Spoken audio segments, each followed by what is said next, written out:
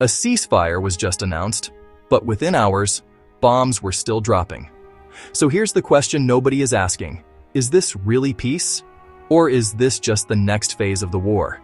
And more importantly, what did America actually gain from all of this? This week, global headlines declared a ceasefire. But on the ground, the story looks very different. Israel continued strikes in Gaza and Lebanon. Airstrikes hit Beirut within 24 hours of ceasefire announcements.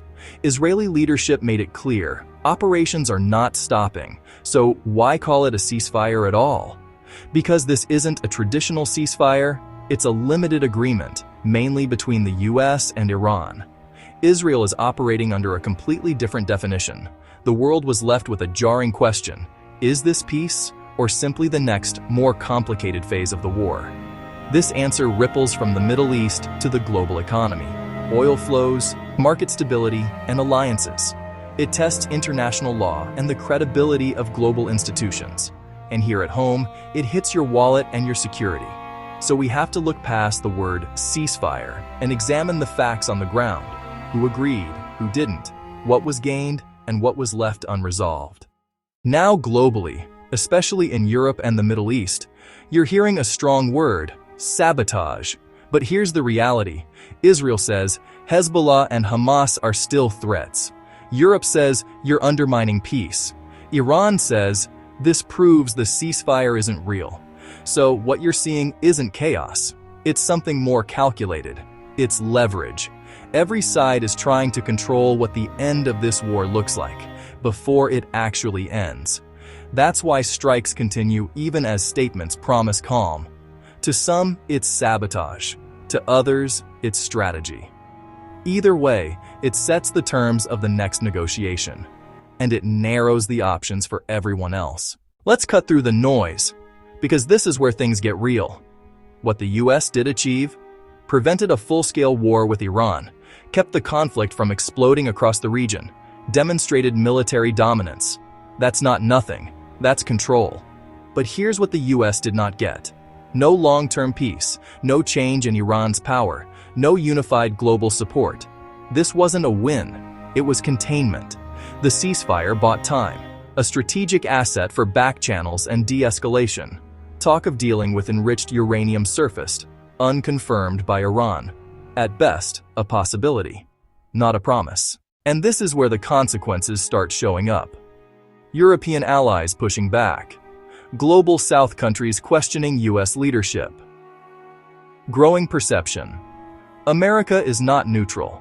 For decades, the US positioned itself as the referee. Now much of the world sees it as a player. Alliance strains surfaced, overflight refusals, withheld naval support. Public grievances aired. Allies said they were surprised, even unconsulted. Perceptions hardened that Washington enabled a selective peace. It damaged the moral authority needed to convene true talks. Relief turned to alarm, and the backlash set in. Trust is harder to rebuild than it is to spend. Here's what's not being talked about enough. The US and Israel are not fully aligned right now. US wants stability. Israel wants continued military pressure. Those are two completely different endgames. And that tension, it's starting to show. Whether Lebanon was included exposed the split. America leaned toward a broader pause.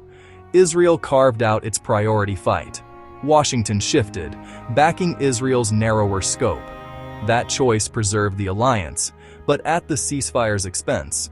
These tensions will shape the coming phase, sometimes aligning, often diverging.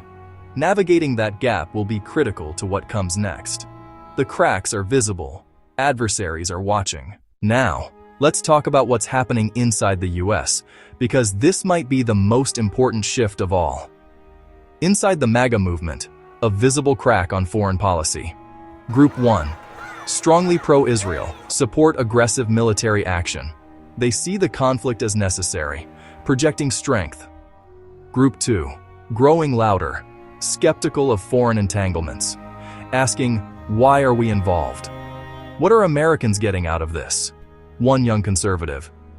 The America First vision has been watered down, focusing on other nations over America. How could you even call it America First at that point? The bullhorn became a cacophony, allies feuding in public. This dissent undercuts the president's narrative. It's a struggle for the soul of GOP foreign policy, with 2028 implications and beyond. For the first time in years, there's a visible crack in Trump's base on foreign policy. This isn't just politics, this hits your wallet. Oil markets unstable, Strait of Hormuz risk, stock market volatility, retirement accounts exposed to global conflict. If this escalates again, you'll feel it at the pump, in your groceries, and in your 401k. Energy shocks ripple through shipping and shelves. They raise costs across the economy. And war spending means trade-offs that land on taxpayers. Geopolitics is never far from your front door. So here's the truth, no one is saying clearly. This ceasefire is fragile. The war isn't really over. The alliances are shifting. And America's role in the world is changing in real time. The question isn't whether this conflict is over.